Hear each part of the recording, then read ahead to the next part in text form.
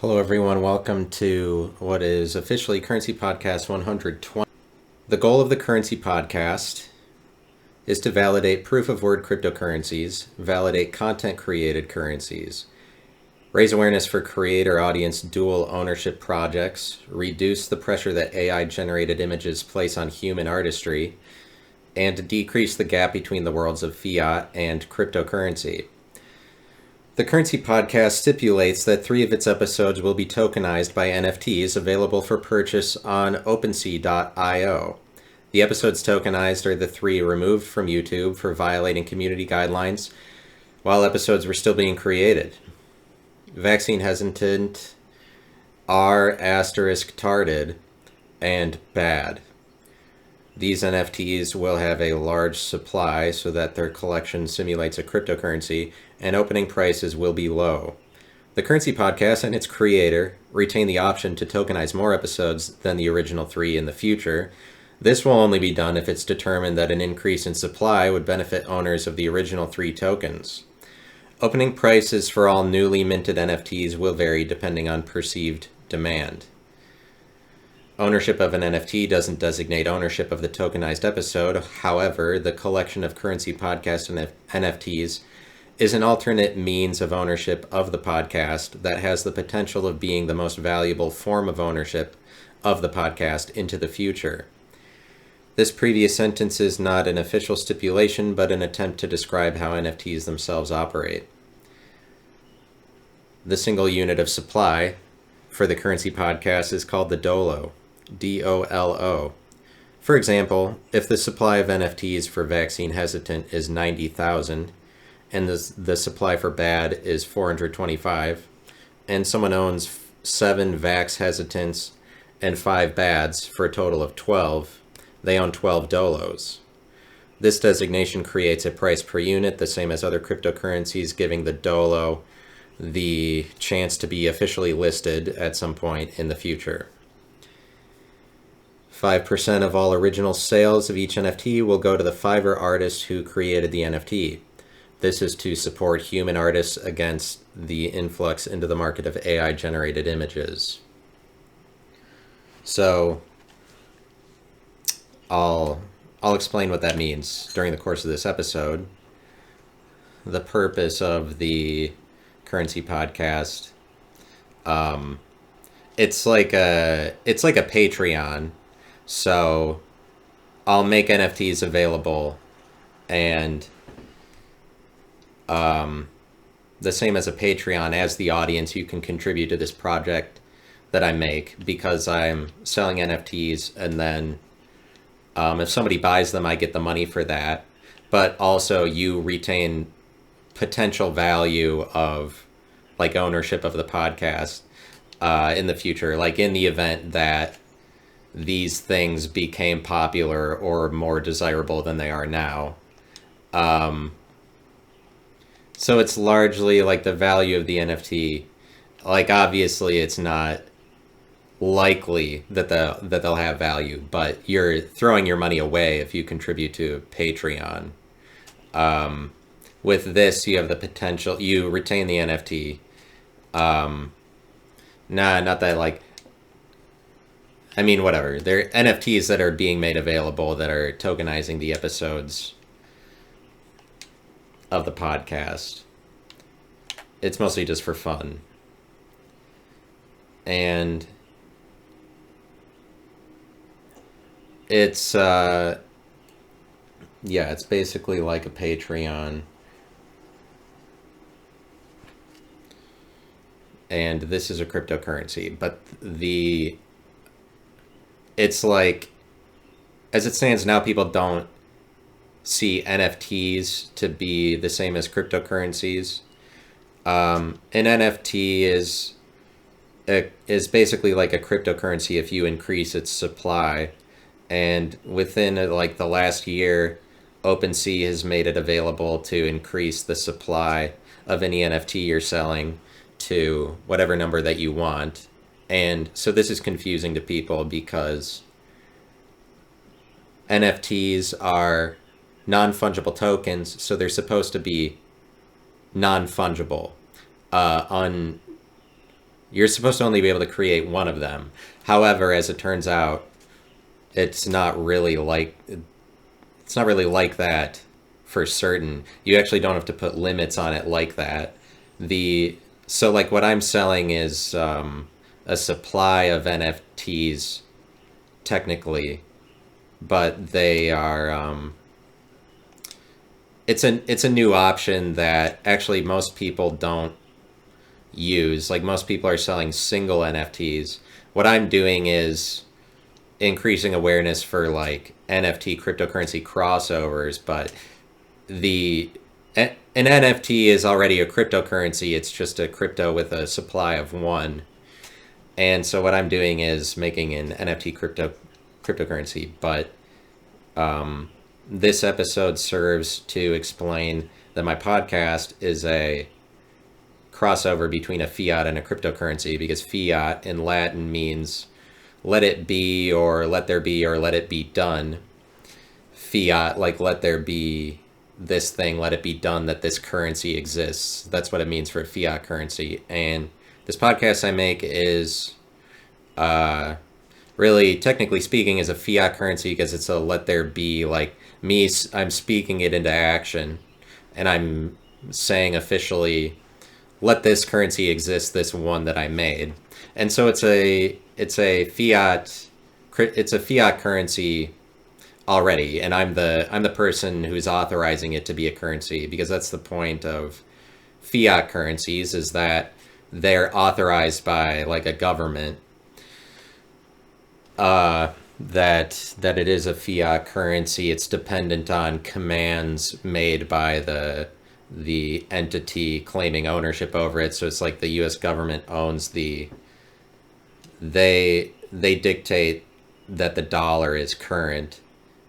Like it's determined within the U.S. government. Like technically it's really determined by the rest of the world. It's not really determined by the U.S. government what the value of the dollar is, but that it exists or that there is ownership over the dollar, that's the U.S. government owns it. And they own it because it's a fiat currency that they are declaring is brought into existence. But it's like, to have a fiat currency, you need a declarer of it, somebody standing behind it. For the dollar, that's the U.S. government. For whatever, the Azerbaijani franc or whatever their thing is, the Azerbaijani government decides, let it be that this currency exists. That's the way that fiat currencies are. That's it. That's the way. It's a command of authorization, fiat, let there be, like, and it is something, it's like spoken into existence by the entity that owns it. But the difference between let me hit this putt here.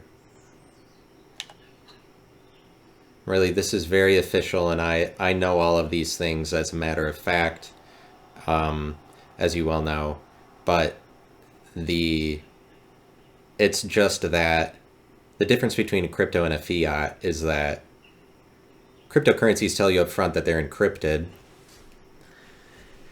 Fiat currencies tell you up front that they are a let there be currency. That's what fiat means.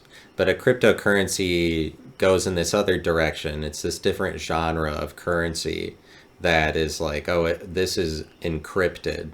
And so the question is, what's the difference between a let there be currency and an encrypted currency? The difference is basically this. For a fiat currency, if you invest your money into that, like you invest your money into US dollars versus another currency, the euros, or a crypto like Bitcoin. Well, I'll just say Bitcoin as an example. If you invest your money into dollars versus Bitcoin, you're investing with dollars.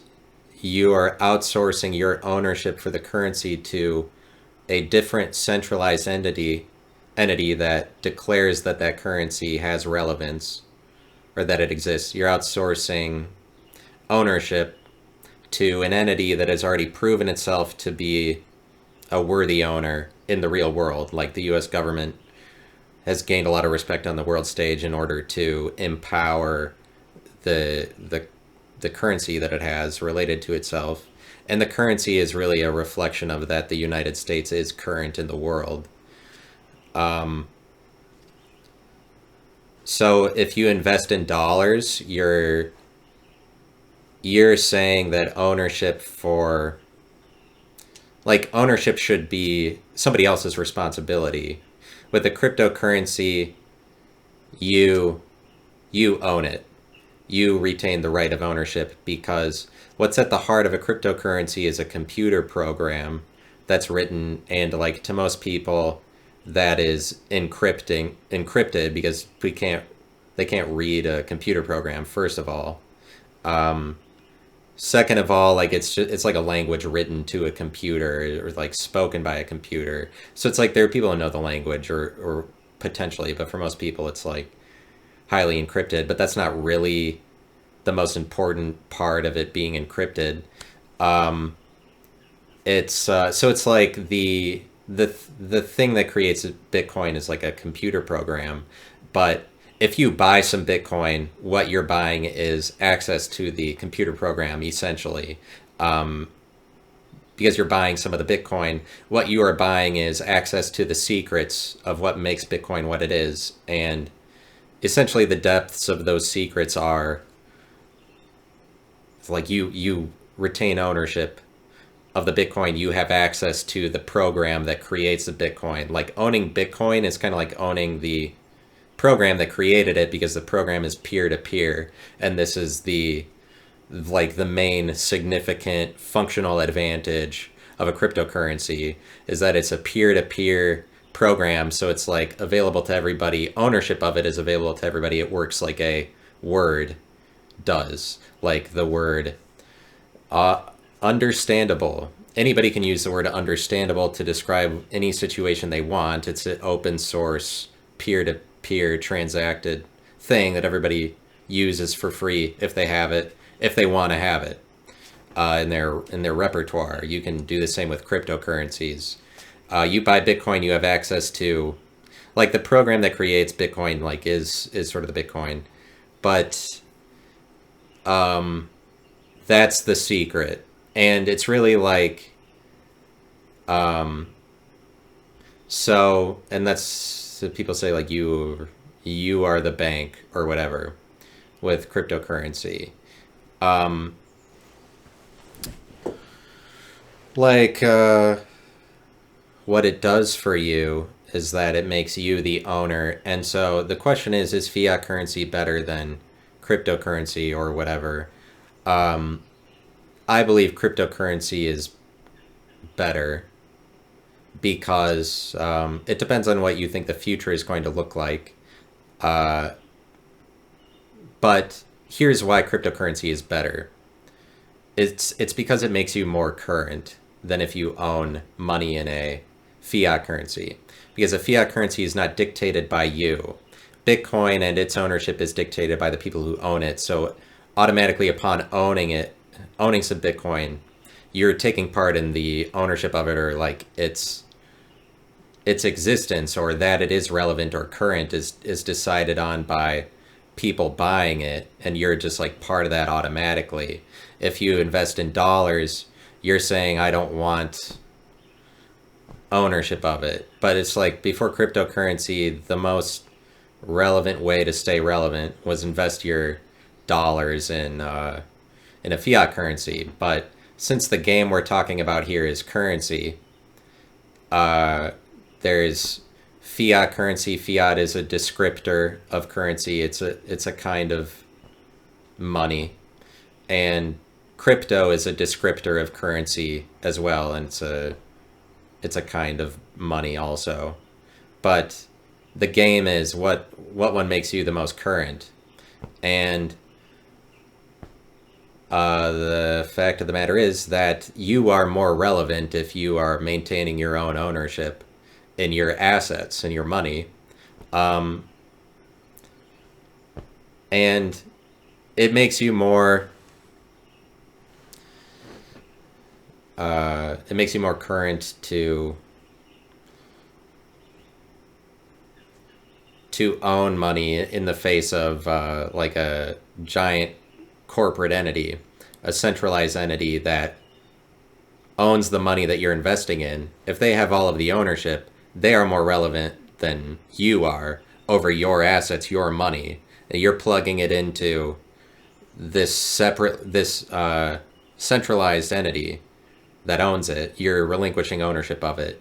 What makes you more current is if you make the statement to say I am current. It makes you more current and more relevant if you can represent yourself in the face of large corporatized entities. But it sort of depends on you. If you believe that decentralization of all kinds of things will happen more and more into the future. But this is generally with the way that the world is going, is that it is ceding control to individuals. Individuals are gaining more and more control over their own creations and their own narratives. We see this with the deterioration of centralized media and whatever. If you believe that that's going on, to me, it's fairly obvious there's a massive decentralizing trend, a trend to reward individuals for their efforts. It's easier for individuals through cryptocurrency. That's the guess. This is what people think. But you're more current if you retain ownership over whatever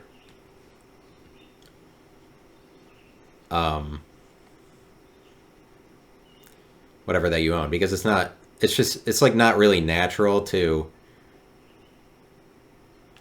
Fiat currencies are less natural than cryptocurrencies is the thing, because and it's that cryptocurrencies tell you up front there's a cryptocurrency and it's sort of a joke, and this joke makes people not want to invest in it. It turns people off to it. It's kind of like conspiracy theory.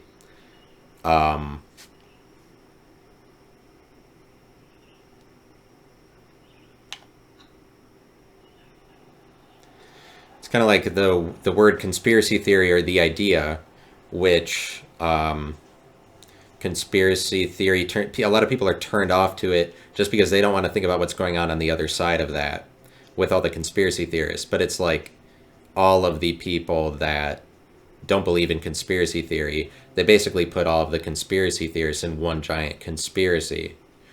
If you don't want to do conspiracy theory, you're looking at conspiracy theorists saying they're all in some conspiracy together. And it's the same with cryptocurrency, basically, is that the people that don't want to involve themselves in crypto at all look at cryptocurrency users and say those people are all in one giant conspiracy. But it's really like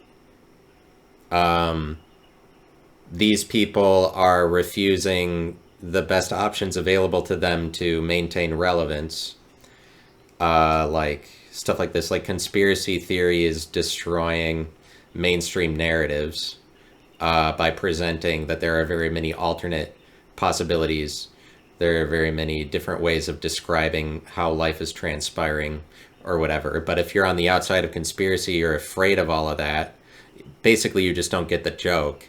And not getting a joke of something that's maintained by like a really large group of people will hinder your ability to be relevant. But especially cryptocurrency, something that literally dictates something about your relevance. Like there's a lot of people that become more irrelevant as long as you refuse to recognize the presence of conservatives or like people that like Trump. It's kind of like refusing to accept that Trump got elected or whatever, like wanting to live in a world where he didn't get elected and it's still like the Obama years and the liberal America that's hypothesized, presented, put forward by like the CNN and MSNBCs of the world. Like the way that CNN wants it to be, that we live in this liberal America and like every election was supposed to be liberal after Obama or whatever. But like if you want to keep living in that world, you are hindering your ability to be relevant by saying the Peppy the Frog people are always shitty. But it's like the Peppy the Frog people, it's a they're on the side of these jokes where it's like those people are on the other side of conspiracy theory, where they are willing to deal in conspiracy theory, and probably many of them are willing to deal in cryptocurrency as well. But it's like that's what the joke is it's a joke that's played on people that are too afraid of the way that things look or the way that things sound. Like cryptocurrency, everybody who's participating in that, they're participating in like secrets or something that's hidden. Like cryptocurrency doesn't sound great up front because it sounds like there's something untoward going on behind the scenes. It's the same with cryptocurrency, but it's kind of like it's a joke that's presented to people who are too afraid of the way that things look on the surface, the way that they sound, like the way that a word sounds, like when you're not being PC or whatever. There's such a large group of people in the country that are afraid of the way that something looks enough that they're not even they're just going to be completely outside of conspiracy theory. But they're like in the long run it hurts them because the joke is being played on them ultimately.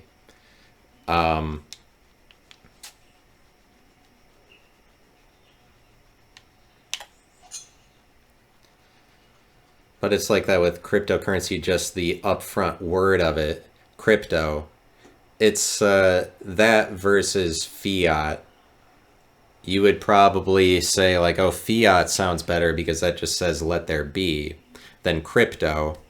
Like crypto would be scarier to invest in, you would think. But I think that it's mostly just because it's sort of a joke, because money is more of a joke than people give it credit for. People should recognize that money is a joke, and when a government entity takes control of exchange, like, and says that it falls under this name or under this category, like the euro. The euro is just a categorizer for value that exists in the world. And that value is always circulating, like exchange and trade was going on ever since civilization started happening for people. They started trading shit. And long before we created all of the fiat currencies that exist today, there are different names for the trade, but eventually in the world, it arose all of these governments that are trying to take control over value itself.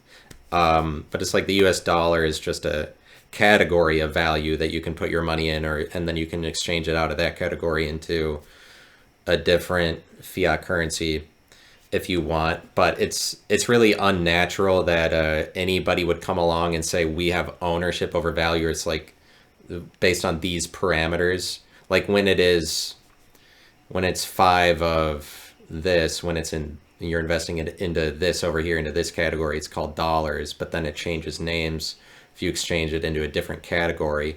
The categories are ultimately arbitrary. Also, fiat currencies have a lifespan similar to that of Fortune 500 companies, where they actually cease to exist more quickly and more frequently than people understand them to be usually. Like if you invest in dollars, you can anticipate that it's that your money will be safe in dollars for a while. But even with dollars, there's threat now of them getting rid of that and saying that the US's currency is like a digital currency. And at the point that you make it digital and not fiat anymore, then you have to change the name. And at the point you change the name, then you end the currency itself. So it's like, so you would have to take your money out of dollars and put it into this digital currency, likely.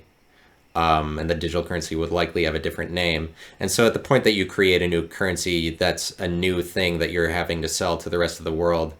and you're expecting the world to continue to perceive it to be really important or whatever. But it's like this happens all across the world in different countries. Their previous currency ended, and then they reformatted under a different name. But at the point you give it a different name, the original one ended. And I'm just saying this to explain that a fiat currency is entirely dependent on the name. I mean, all currencies, cryptocurrencies are also, they're all just categories where it's dependent on the name. But I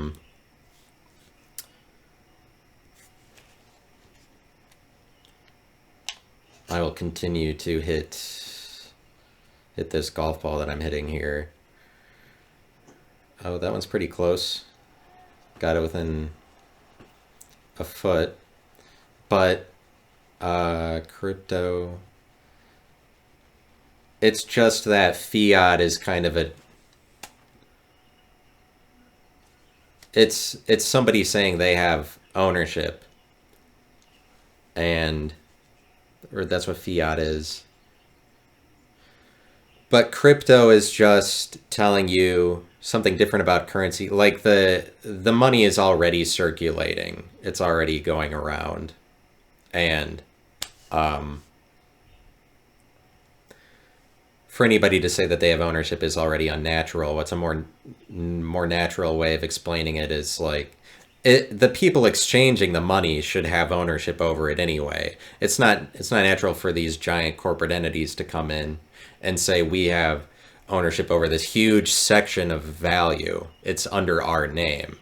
That makes less sense. What makes more sense is somebody telling you up front that money is encrypted, because all money is encrypted anyway. But I would say it's less of a trick that you would call it cryptocurrency, because you're telling people up front that it's encrypted. But for a lot of people, that just turns them off because it scares them away from it. But like a let it be currency is just a fake line created by some entity that's saying like, oh, we have control, let it be. It's like it's a command. They're commanding that this is true. It's like a spell or an invocation. Maybe, but basically the reason crypto is better is just because you retain ownership. Everybody who has a Bitcoin has the encrypted program that makes it what it is. The encrypted program for the dollar is essentially whatever makes the US government what it is. So it's kind of like the Constitution and the collection of all of those in the National Archives, like the collection of all those important documents kind of sets America to be what it is. And so it's like it's a proof of word currency, just the government is. I'd say the Bible is kind of like a fiat currency. It starts out with like, let there be. But it's like, so proof of word, like cryptocurrencies they retain their value through like proof of something. Most of them are like, a lot of them are proof of stake, or like where stakeholders create what proves it to be a cryptocurrency. I'm saying you can make a cryptocurrency just proof of word, which is what I'm just through things that you say, or like content creation. You can do that and call it a cryptocurrency if you want, because we're just heading for this bullshit world where you can just like, I imagine it as this and then it's created as this. But like for a traditional cryptocurrency, it's based on a computer program. This is also, what I'm doing is also a program, and the collection of all of my statements it's the program that's being enacted and that I'm setting into motion, the same as if it was a computer program. Like, you don't need to be talking to a computer in order to create one of these. But it's not really complicated to do. I'm just throwing in this additional thing, and I've made some anti-church statements during the course of the podcast. It's like, I didn't intend to make this like anti-church podcast or anything. it's just like maybe I said some things against Christianity and then I just kept going or whatever. I mean, that's just what was on my mind to say. And I sat through like thousands of sermons in my life, and those were all pro church. And so I don't see as that some negative church content would really do I mean, the Christian church can resist that. There's no damage I would ever be able to do to the Christian church on my own, really, anyway. It's just a response I'm making after sitting through lots of sermons. I gotta say something in return, maybe. That's one way of looking at it. Other projects, I'm gonna reformat. I'm just gonna not do podcast episodes anymore. What I'm gonna do is buy the new PGA Tour game, and it's like Tiger Woods 2023 or something, and do the career mode on that, and just release YouTube videos of me playing the career mode. And as part of my, they're just gonna be Twitch streams. I'm just gonna have a Twitch and contribute to that. So follow me on Twitch. I'm gonna play the new golf game, and I'm gonna Twitch stream Rocket League as I play Rocket League. Also, in the future, I'm going to start making TikTok sounds, and I'm going to tokenize those sounds in as NFTs, because you can actually tokenize a sound as an NFT, and not need an image. So I'm gonna create my own sounds and then offer them on TikTok for people to put on their TikToks, and then I'll make electronic music. It'll probably be like pop music and sounds, not song. I mean, yeah. I'll make the sound and then I'll tokenize the sound, so the sound will be available for ownership, and then potentially I will use those sounds, which are probably going to be like, I don't know, like 40-second clips, like whatever length of sound you'd find on TikTok, which is probably like 30 seconds to a minute. And I will make the sound available for ownership, but the sound, I will possibly incorporate those in singles that I release on my own in the future. So I'm creating value through these sounds that I'm going to make. And I don't deal well with images. I'm not great with visuals, just in person, just in real life. This podcast is me protesting against images, the surface world. And in the previous episode, I was called critic. I was making the point that like Christians are critics. Really, you don't have to be. There's a lot of people in the world that are also critics, people that don't identify as Christians. The critics are critics. Additionally, there's a lot of people that are critics, but critics are anybody who's trying to bring you to the surface, reduce you to images and judgments, critiques, labels. The label is the surface level thing, the thing that goes on the outer layer of the entirety of who you are. Like judgments, people that look at things you do and then try to reduce you to the single things that you did evidentially out in the world on the surface, rather than respect the deeper and deeper levels of your humanity. And this podcast is the perspective of somebody, you should understand, who doesn't deal well with visuals or the surface whatever. So naturally, I'm just kind of railing in opposition to that. And I see it as that Christians are critical people like this. They're surface level people. But it doesn't have to be Christians. It's just, there are a lot of critics that are like this. Liberals, I would say, are better with images. But it's like in real life, I might be different or unique. I have something to offer that's unique, but visually, I don't really look any different or sound any different from anybody else. Like the way that I present myself in videos, or even just the openings of my video when I start talking, is often not attractive on the surface. Just because naturally I don't produce the opening visuals. Like the opening might not be necessarily attractive because visually on the surface, I probably just blend in with what I look like. I just blend in with anybody else. Like beyond that, it might be something different. But that's just really that's just the way that I live out my life. Is that thing? I don't live in the world that I see. I live in a world that I'm like thinking about. Like literally, I'm not very observant.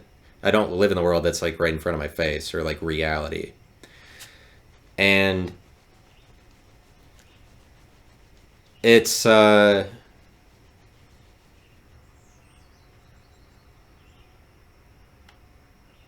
like critics.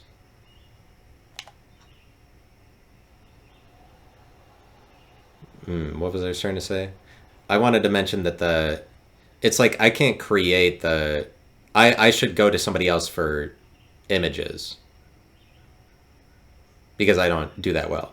That's why I'm not creating those because I could not possibly make anything good in graphic design. And it's better to, it has more chance of being valuable if it's a image or whatever. But the images will be related to the episode. And it doesn't mean it's the episode, but just people can sort of perceive it to be that as time goes on, possibly, or whatever. But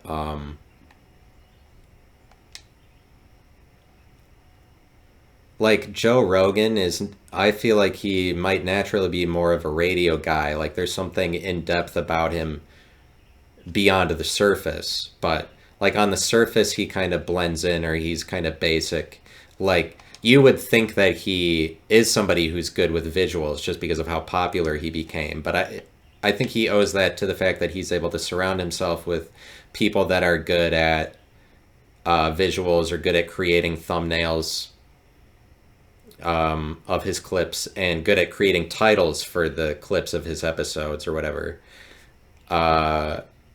Because he's more of like a radio person. But I would say that because I think ultimately if you want to make fun of that guy, you make fun of his clothing. That's what he's insecure about. I've watched clips of his stand-up like for a long time. Like I was watching them probably when I was 12 or 13, clips of Joe Rogan stand-up. Like I've seen what this guy's up to. And basically you could make fun of him for the clothes he's wearing and he would feel insecure about that. But maybe nothing else. I don't know. I think that's something that would be surprising to people. Is that he would feel bad about if you made fun of his clothes. But nothing else really. Because he's like doesn't have a totally firm grip on visuals because he deals in like conspiracy theory and aliens and whatever shit that you don't see. Just to mention something about Joe Rogan in this episode, I don't really know why. I guess I just thought that people might find that interesting, this thing that I claim to know. But like but then I'm making these sounds on the side to tell you I am a real artist. I don't have to rely on these Fiverr artists. And it's like Fiverr doesn't have a tremendous reputation or whatever, but that they're just human artists. I could have gone to AI to generate them and gotten them for free, but so I pay for the thing from the Fiverr artist, and then I receive full ownership of the picture that they make. I ask for it. I'm going to tell them what to make. So it'll be my inspiration, but I didn't draw it. And the Fiverr artist gets me the thing I wanted, and then I own it, so I don't have to give them any funding after that, but I'll let them know up front that I want to give them 5% of the sales, because they would deserve 5% of it anyway, at least. I'm actually gypping them. They're getting gypped. But I mean, not really. I'm saying this from the perspective of like, oh, what if in a world where all of these things were valuable? But I like to do a sort of Andy Kaufman kind of thing where up front I give people the wrong impression or like make it look unattractive somewhat purposefully. Not that I'm doing that to try to be like Andy Kaufman. I didn't really know that that's a way that you could describe it. I didn't know who Andy Kaufman was until recently. But it's like give people the wrong impression up front, or maybe try to get in a fight with your audience, like be unattractive publicly. I guess that's kind of what Andy Kaufman was up to. But it's like the upfront image of how I look. It's probably I'm maybe more likely to make it look like it's bad than that it's good.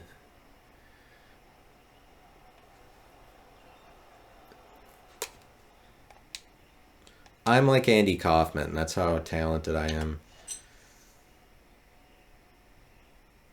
But like um so so during this podcast, I it's been a long journey. Um you can determine whatever you think is important about it, I guess. I'm just maybe recapping things I talked about. I talked about my dog a lot and how much I didn't like him when I did have him, and I no longer have that dog, and so I got rid of him. And it's like fiat, let there be. It's important to let there be. I'm trying to overcome a relationship I have to money where maybe I don't feel ambitious enough to make sure I try to make money off of something. This isn't the best way of going about like making money off something, but it's an attempt at it, and I've made some money off of the podcast just from where I hosted on Anchor.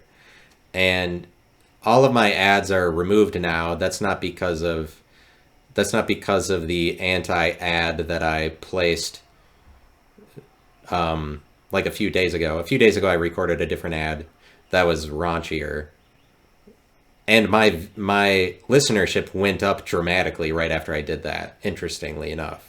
But it's just because there's only 2 days left before they Spotify was gonna Spotify came in and took ownership of Anchor and changed the rules. So they're like, you have to have an audience of 100 in order to make money. Thank you, Spotify. That's really helpful.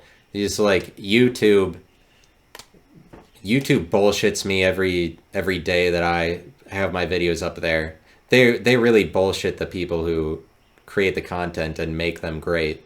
They really have no respect for the content creators, does YouTube. They especially have no respect for the lower level people or somebody trying to make it. They make it impossible for them, in my experience. It's just my honest experience. My dad was nice enough to leave a comment in one of my videos, and YouTube removed it without saying anything to me. I go in and and they make me manually choose allow all comments on every single episode with no option to remember that this is my choice, because they don't want people to leave comments or something that might make it so that this thing I'm doing is popular or whatever. Probably because I have like a couple guideline strikes. But they removed this comment that my dad made as far as anybody could see it publicly, and he told me that he could still see it on his computer, but it's like it's gone publicly on any other computer. And it wouldn't surprise me if, I mean, they're just like, they would be pulling bullshit like that. I often get a notice that a comment was left on my video, and then I go to look at the comment and it's gone because YouTube is just filtering out my comments without saying anything to me about it. And based on the user interaction, like the amount of comments I get, this project is a commercial failure. It's not a good business decision for me to keep making this. I'm just doing this fun thing, like turn it into a cryptocurrency, whatever. And people, now my audience has, and I have the opportunity to make some money off of it. But like I said, it's not meant to be anti-church. It's just like a response I make of the church. There's a lot of other things that I'm describing during it. It's about currency and the difference between fiat and cryptocurrency, and it's like to raise awareness for cryptocurrency, to talk about it. Um, but or whatever it or whatever other collection of horrible things I said, like horrible. I look at the collection of like thumbnails in the YouTube algorithm, and I just think about how horrible it is. This world that I'm living in, that I'm looking at this, there, it probably flashes through a number of people's minds these same sentiments.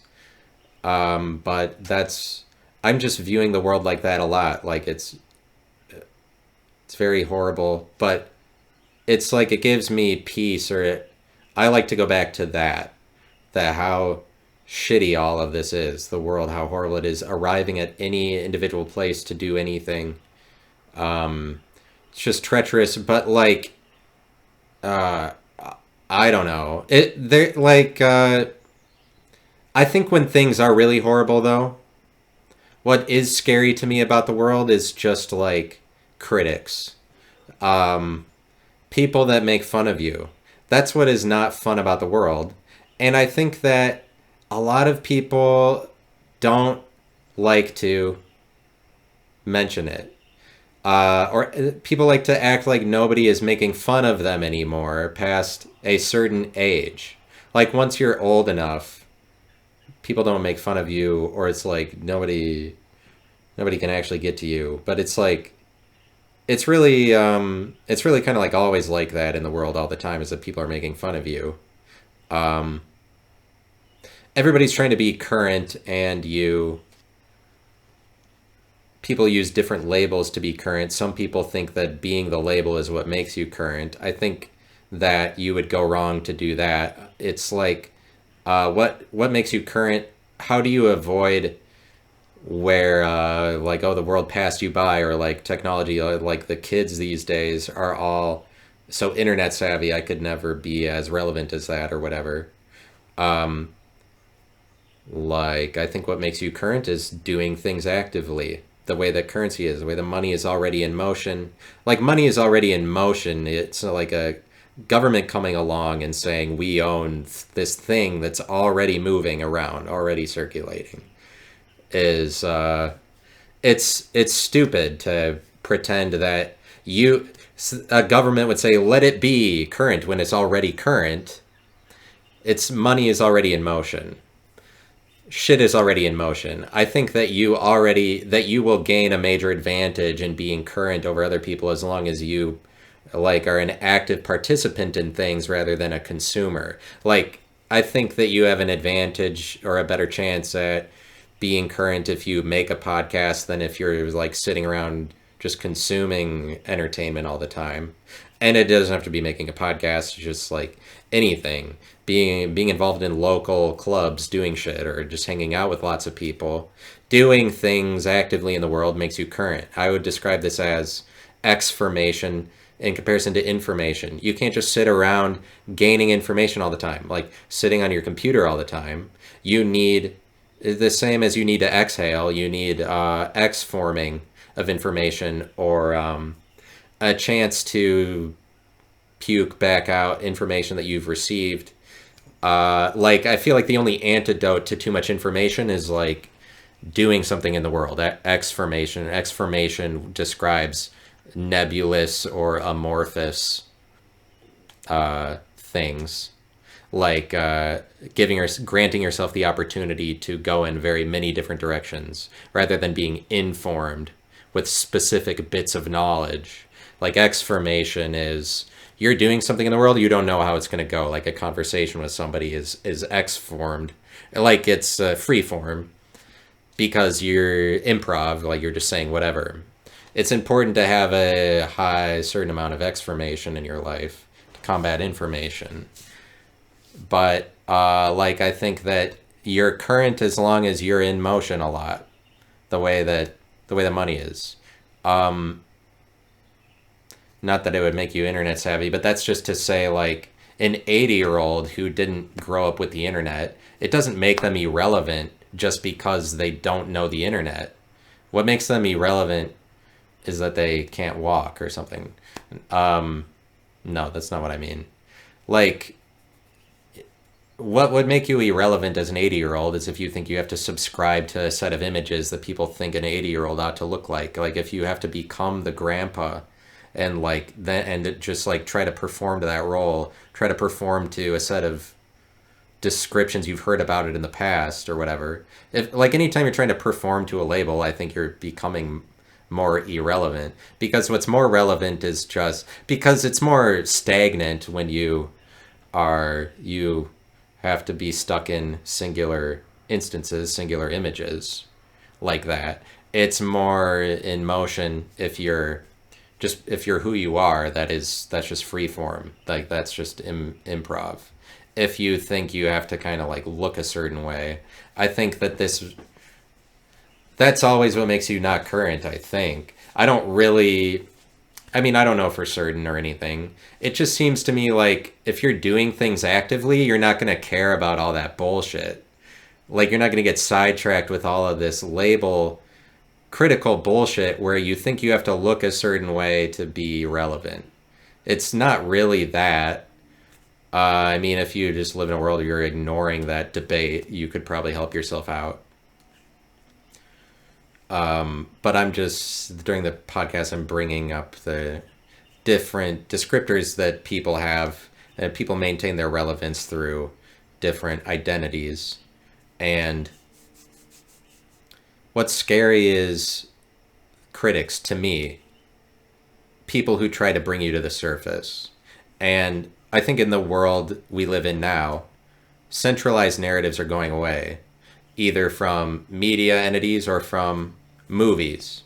Like, I think for a long time, movies and TV set a standard that allowed people to act a certain way in accordance with the way that people act in movies and TV. And as we perceive less respect in like actors or something, or just movies' ability, like relevance, whatever, that like any movie that comes out now is not a phenomenon anymore, or whatever. It's not like the big thing that Hollywood pumped out or whatever. Um, it's just that standard that movies created. Like it made it so that there's a certain way that people should act, and people were looking to like politics and shit for like there's a code of conduct. That's what people look to conservative or liberal for, is that like this makes it that I have a standard of conduct, that I act in accordance with these rules. People are always looking for that as something that'll take the blame for what they're acting out. And that's everything. That's any drug. I would say that's a drug is like that. Anything you're using to take the blame for what you would otherwise be doing. But like, people use movies for a long time because we were more given over to centralized narratives, or a movie could come out that like everybody in the culture knows this movie or whatever, so like acting in it this way is plausible, or like people understand that, especially if it was a popular movie. So it's like in that world of centralized narratives, pop culture was more of a thing, or is more centralized, where people could make jokes about pop culture and like that's their whole sense of humor, like references to pop culture. That's dying out because there's too many things now that you're not gonna make everybody understand what you're saying by referencing it. Like, references are dead, basically. But even better, which is great development, but even better than that is like people who maintain their sense of humor through like making pop culture references. Thank God that's going out the window. But they're centralized. So we're deconstructing narratives. The narratives more just peer to peer or given to every individual person. And in that world, um, in that world, the in that world that I'm talking about, you're kind of just relying more on people around you to tell you feedback for yourself. And it's kind of like more you're facing a world where now you have to recognize the presence of critics for real.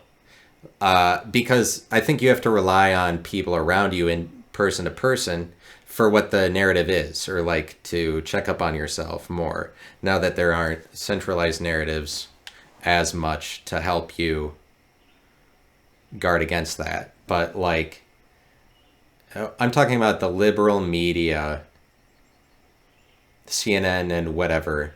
For the last 20 years, they've been relevant, or they've been decreasingly relevant, but for very many years they got by telling people that they're real just by repeating the same things over and over again. Like, it might sound weird at first, but then they keep saying it and then it becomes true. Like the Trump Russia collusion. Sounds weird at first, but CNN just pounds it home over and over and over again until like their audience or a certain percentage of the country thinks that this is real because CNN keeps saying it or whatever. And that's a tactic that they use. But so like CNN and all those bullshitter centralized news agencies are going out the window, but it's really like their audience didn't go anywhere. And those people are, now you're just relying on individual people around you. And a lot of those people are like liberals or something. And so it's like whatever I would lambast about the liberal media, now it still exists. Like we can try to get rid of CNN, but it's the energy behind that doesn't leave because their audience still exists. And so there's a lot of people that are like liberals, and if it's not liberals, just I'm relating it to like they're kind of like liberals, like people who are better with the images, the way that things look, versus like radio people, conservatives, conspiracy theorists who just like to go down the rabbit hole. What I'm saying is that, and the difference is that I more want to communicate is collectivists versus individuals, socialists versus capitalists. People who are more socialist or think that everybody should agree, or think that being progressive means everybody being on the same page, or believing in the same things and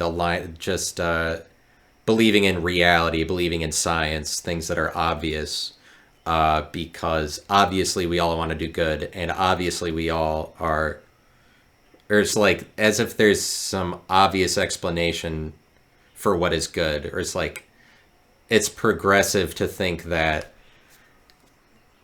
that good is objective rather than subjective. Like good isn't determined by an individual. It's just like we all agree. Is like people who think everybody should be seen as the same are like socialists or liberals or collectivists. Are like surface level people, critics, and people who think we should all be the same. As long as we're living in this world where we're just relying on feedback in order for like you have to rely on what people are telling you in order to correct something or like make a change. It's necessary to listen to other people and hear their feedback. That's always important. It's just that like if you hear the same critique over and over and over again, it doesn't mean that it's true. Like you would think that now you have to respond to that by making that change in your life that all of these people are saying or whatever. Like you can be judged as this potentially. I'm just saying a warning to anybody. Like if you hear the same critique over and over, like the exact same one, and especially if you find that you can't do anything with it that it'll help you out. Like it is not evidentially constructive. I think there's a strong possibility that critique is just the repetition of like liberal people who are all on the same page and are just in the business of bringing up popular critiques of you or of anybody. Like there will be a popular way to criticize you, and like they're like it doesn't, it's just like there's a lot of people that want to bring up a popular criticism or whatever, but it's like there's a lot of people that are on the same page people, or people who just want you to be the same as everybody else. And so when people come at you with criticisms, there's a lot of people that are literally doing it because they don't like, not that they don't like you, possibly because they don't, but because they are not like you, they're just naturally trying to make you the same as them, make you more definable and controllable, bring you to the surface, try to get you on judgments. And so like the point of what I'm saying is like critics aren't scary, but the ones that are scary are scary. There's a lot, like I feel like half the people are mean when they criticize you, and their critiques are just meant to reduce you to images and fuck you up. Like, and that's kind of what's scary about things in general, is that that's literally happening, and like you have to accept it. You have to accept critiques that are thrown your way, and like inevitably you'll accept critiques that just make you more of an image or more of a criticized version of yourself, which isn't helpful to you. And I think like that's what's scary, is like when you are reducing your humanity to like words. That's when life gets scary. That's what's scary to me. But people don't really voice the scariness of this because a lot of people just like to imagine that nobody gets made fun of past the age of 23 or something. You can go into avenues of life where you are immune to this, like if you're like part of a religion where everything is automatically good or something. But it's like I'm saying, if you hear the same critique over and over again, it doesn't necessarily mean that's like, oh, you need to make this change. Because there are some critiques that you do need to make a change, or something. Like there's a lot of things that are helpful to you. But it's like Tony Hinchcliffe is one of my favorite comedians of all time. He has a podcast called Kill Tony, and Kill Tony just serves to ridicule everybody on Kill Tony ruthlessly, including Tony, including his guests and the comedians that he interviews. He makes his name by making fun of people all day. But it's like, to me, Tony could make fun of people all day, and that's not scary at all, because of who he is. Because he's nice about it, I would deem it to be. Ultimately, he's being nice about it. But it's like, it depends on who's criticizing you completely. There are people that they could criticize me all day and it wouldn't matter because they're just being nice about it. But then there's the people that are just like, who don't like you or aren't like you. Just remember that there are a lot of people that don't like you. The world is horrible and whatever, but I mean like literally there are people that don't like you, and I think that like liberal people like to pretend that they do like you. They're trying, but that's ambiguous. I'm getting into ambiguities. I just wanted to mention that I think I said like, oh, the Bible is like a fiat currency, it's proof of word.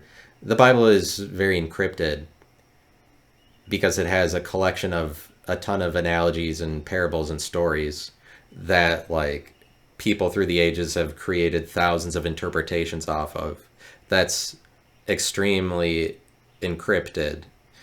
But like any religion can't present itself to be a currency. Like another advantage of cryptocurrency over let there be currencies, fiat currencies, which are it's basically any currency that you outsource to some other entity besides yourself, you are relinquishing ownership to them, and also they are doing something secretive where they don't put out what the price of their product is, like the price of their currency. Like there's no number on a screen anywhere for US dollars that tells you what you're gaining or losing as time goes on with the dollar for owning it. You are completely in the dark about that, and that's because you don't have any ownership of it. So somebody else does. Um, this is this is proof of what that cryptocurrency is more out in the open about things. They're not hiding behind anything. You know that that's true about a currency that tells you up front this is an encrypted form of money. It's going in the direction of not being hidden actually by alerting you to that money in all of its forms is encrypted, including fiat. It's just fiat doesn't tell you. But what proof to you that they don't tell you that is that dollars aren't on a screen, but it's like the Christian church isn't reduced to a number on a screen that's going up and down either. That's because if it started to go down, they can't, them or any church, the Buddhist church, whatever, Buddhism can't be reduced to like a stock or anything, because if it started to go down, that would make them look bad. And every religion everywhere has to look good at every single moment. They can't look like if the stock is going down before it goes back up again or whatever. It can't look bad. It's basically the same with the US dollar. The US dollar is going to prevent anybody from seeing it as negative at any point. You know this is true because nobody has the ability to perceive the US dollar to be negative because they're not honest about whether its value is going up or down. Not that they're like intentionally dishonest, but the function of it doesn't allow for that because it's not new or it's not better. A better currency lets everybody know what they're gaining or losing the second it's happening, and that's what you get with cryptocurrencies. That's an important function, is that it simplifies it to what you see, what the value of it is. Yeah, I talked about my dog. I got rid of my dog. I think that ultimately I just don't believe in, I don't believe in the species. I think it's the case, trying to explain why I maligned dogs and my dog so much. I think it has to do with that I maybe particularly hate dogs, that species. Because they're posers. Just to summarize the dog arc, or whatever. This is a collection of arcs that I'm completing now in this episode. Not exactly, not really. I was gonna end the arc by making an episode called Dogs, where I just lit up dogs, tore them a new asshole, dogs themselves, but I think I don't believe dogs. I'm cynical, but like cynic as a word, the origins of it mean dog-like behavior. But that doesn't build my basis for how I feel about dogs. Just like coincidentally, I find dogs to be kind of cynical and judgmental. At least my dog was. Not all of them. I like dogs if I don't own it. But my dog is just pretending to be something that he's not all the time. He's just making poses. If somebody comes over, he's just like puts on a show or whatever. And the way that I saw it is that if this was a person, I would never want to hang out with this person because they're just concerned with appearances. But I think that that's a lot of dogs, maybe all of them, is that they're so concerned with appearances. This is what brings them into pop culture so much.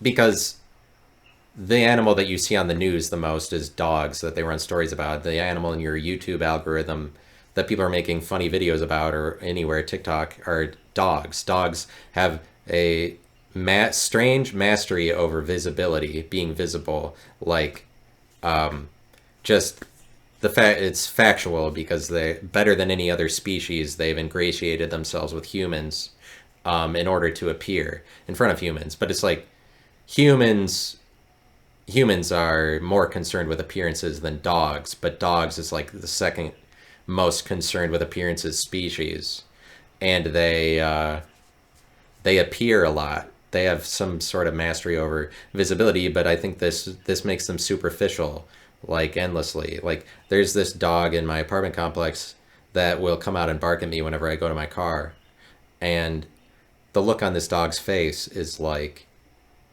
he couldn't give a fuck that he's barking at me. I really think he's just doing it because his owners don't want him to bark and tell him not to bark all the time. And he's just trying to piss them off or gain some sort of dominance over his owners.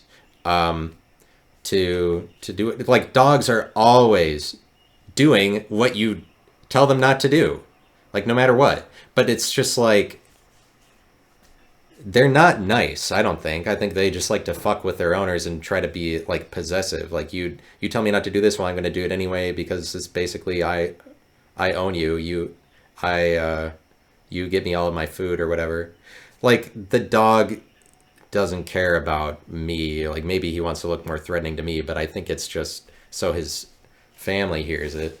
That's the way that I look at dogs. I think they're pretenders, and I don't believe it. I don't believe in that faith. I think that it is a faith that you have that dogs love you. And I don't know that they, I mean, whatever. They're, but just some anti-dog material right at the end. But let's see if is that all that I was going to say. Basically, yeah. Thank you for listening. If you would please buy these NFTs when they come out, I will release them. I believe I'll release all of them in the coming weeks. And once I release the 3 of them, then the podcast is essentially done. Unless it so happens that in the future, it's like the value of them is dependent on if I become more successful with projects I make in the future, raise awareness for my own celebrity, then people might buy it or whatever. But otherwise, it's just a Patreon that you're giving money away to. Yeah. So if you wanna buy any of them, that's cool. I'd appreciate it. And you'll hear from me in the future. And if you follow me I'll release when I start Twitch streaming more on whatever, like Facebook or anywhere. So you'll know that I'm starting up again, but I'll probably start doing that right away. And so thanks for listening. The Currency Podcast is a live podcast shot in front of pieces of furniture and a dog during the course of its run. The episode Fiat/crypto lasted or is as long as an hour and 15 minutes and 21 seconds plus however long it takes for me to say the rest of the sentence. This and then anything else I say after that. This ends the program of the Currency Podcast. Thank you. Goodbye.